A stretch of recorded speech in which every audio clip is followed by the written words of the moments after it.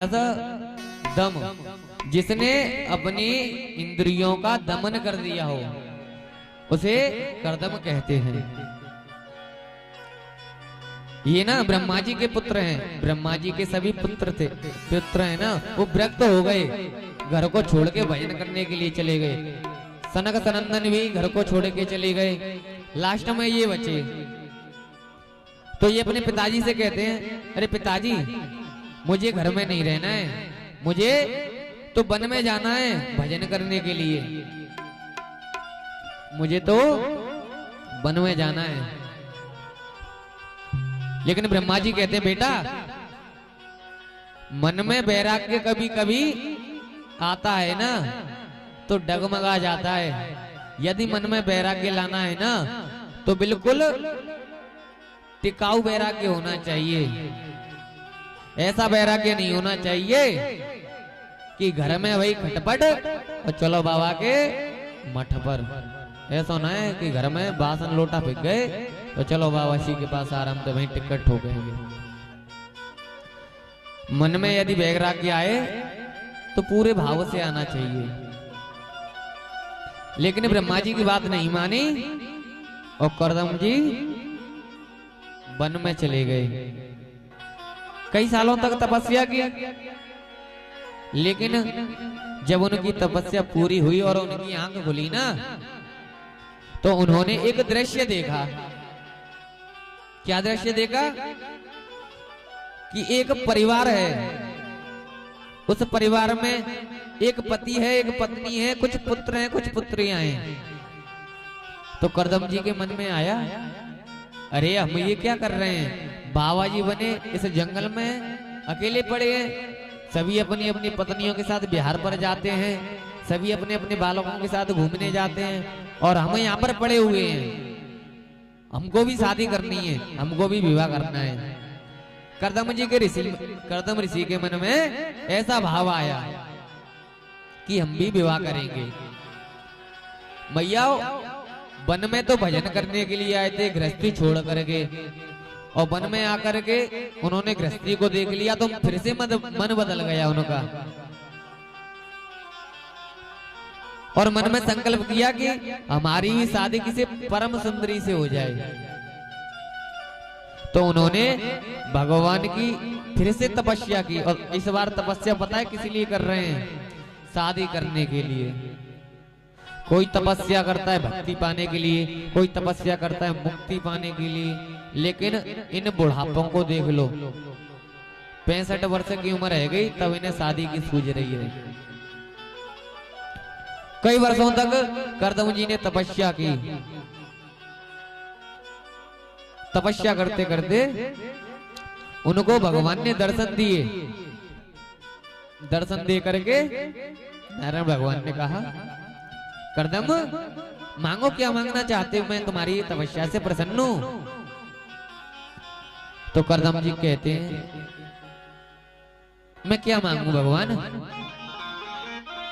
मैं क्या मांगू, जब आप मिल गए हैं तो अब कोई इच्छा ही नहीं रही है। लेकिन भगवान तो अंतर्यामी है, भगवान सब कुछ जानते हैं, अंदर की बाहर की सब चीज जानते हैं भगवान। तो भगवान से कुछ छिपा नहीं है, भगवान को पता है इन्होंने तपस्या तो शादी करने के लिए की है, और ऊपर से ये बोल रहे हैं कि मुझे कुछ नहीं चाहिए, मन ही मन भावे और मूड हिलावे। ऐसा नहीं होना चाहिए। तो भगवान कहते हैं, अरे ये तुम क्या कह रहे हो, हम तो तुम्हारी शादी पक्की कराए हैं, तुम्हारा विवाह पक्का कराए हैं। स्वयंभू मनु नाम के एक राजा हैं, उनकी एक पुत्री है, हम उनसे आपका विवाह करके आए हैं। और अब देखो मना मत कर देना तुम, कहीं हमारी बात को खराब करवा दें।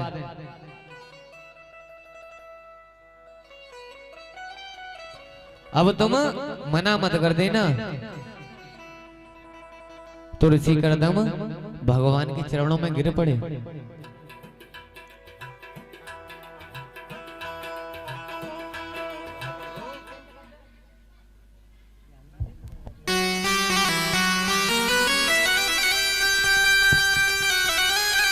अब तो करदम ऋषि भगवान के चरणों में गिर के बोले, प्रभु मैं आपको सच बता रहा हूं, अब आपकी झांकी के दर्शन कर लिए ना, तो मेरे मन में अब कोई अभिलाषा नहीं रही है। और जिसको स्वयं आप मिल जाए ना, तो उसको क्या ही चाहिए। यदि इंसान भगवान के लिए सब कुछ छोड़ देता है ना, सब कुछ त्याग देता है, तो भगवान भी उस इंसान की हर इच्छा पूरी कर देते हैं जो इंसान चाहता है। आज करदम ऋषि से कहते हैं, अरे अरे करदम, मैं तो तुम्हारा विवाह पक्का कराया हूं, अब तुम मना मत कर देना। वो परसों बारात लेकर के आएंगे, बारात लेकर के जानी है हमें। तो ऋषि कहते हैं, आप कह रहे हो तो ब्याह कर ही लेंगे।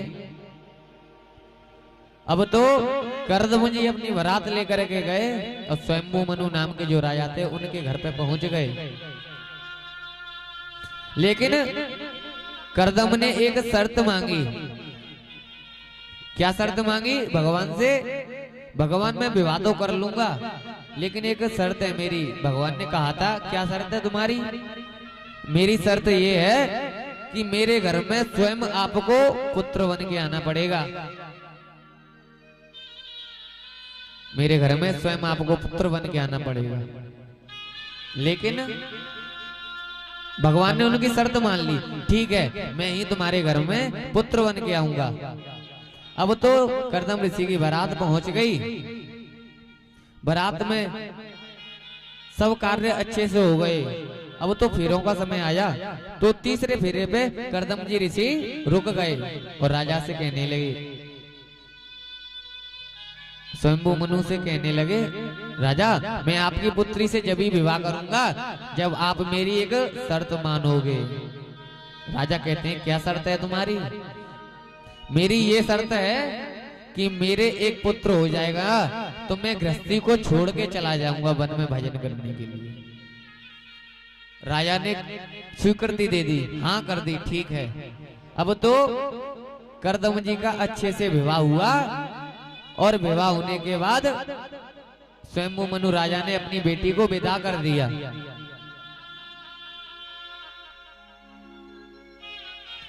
और करदम ऋषि अपनी पत्नी सहित अपनी कुटिया में आए। जैसे ही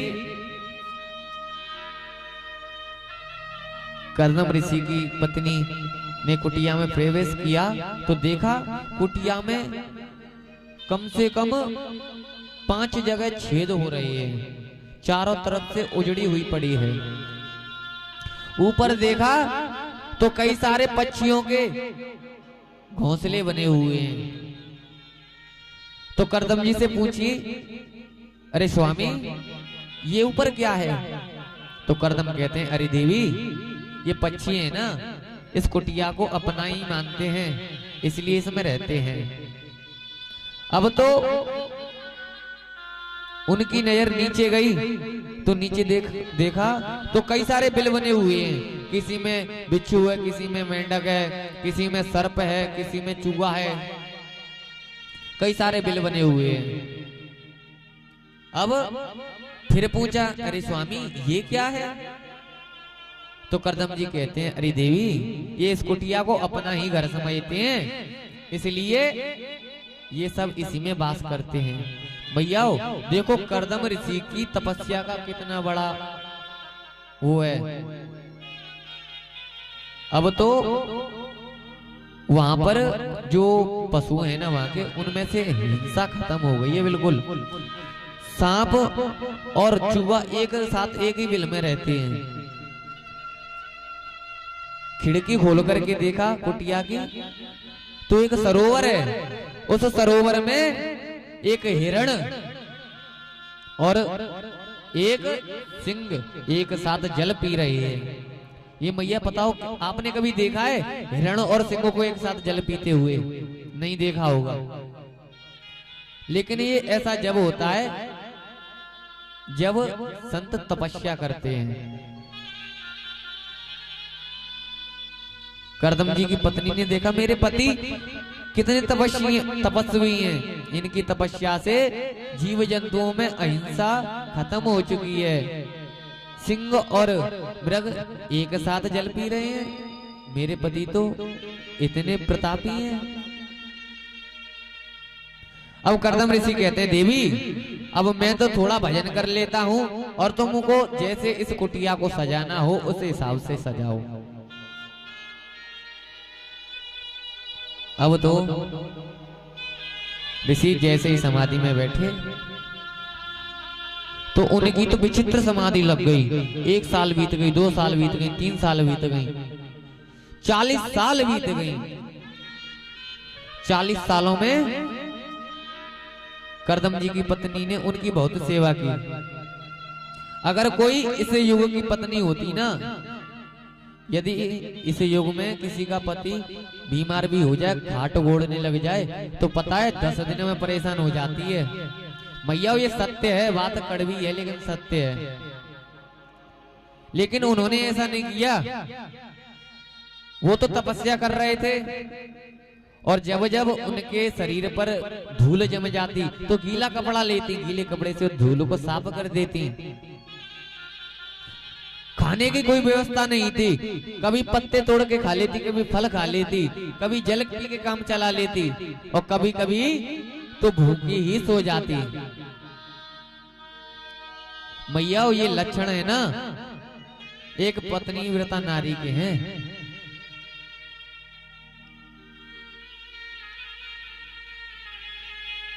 एक पत्नी को अपने पति के संकट में जरूर साथ देना चाहिए, अपने पति की सेवा करनी चाहिए।